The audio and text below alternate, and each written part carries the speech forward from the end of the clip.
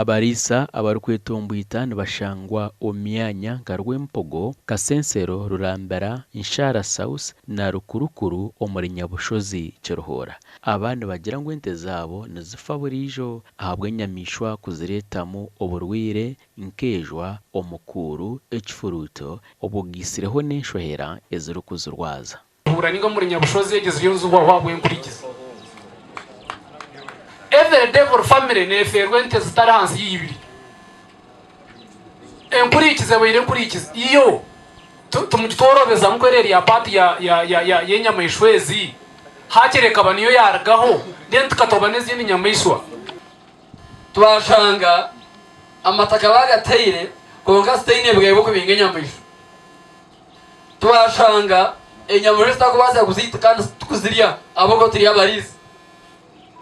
Enyamaishwa zaguma amataka nende ziti zaguma amataka kandi twagarika twatura na paka mbwene paka twagira nayo akakwateka munonga abo kuba enyamaishwa zazo zikanswitana munonga kandi twaza wabo batubingayo.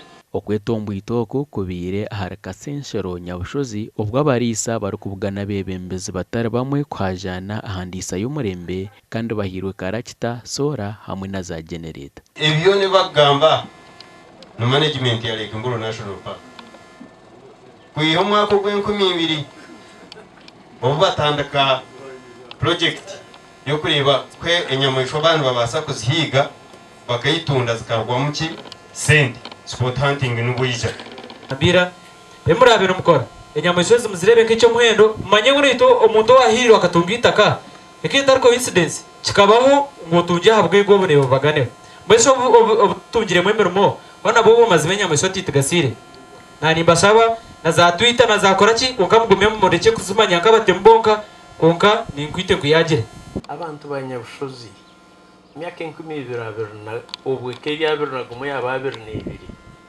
Umuriisa obunako obu teitsire muntu teibire cyo muntu nkonka yakomwa emikono bagigarre nyuma bamutaraka bangaye ngo nuhente zizaga ziriyo mpaka ona kiragarikireho mwese n'umukeke baki Shikatwine kutere nduru. Shikatwine ku soora, karakita, genereta bihirwe yo kurabira ombebembezi babo kandi bimazireho miliyoni ziri kurenga rushanju. Gashakwasa Ndeke William.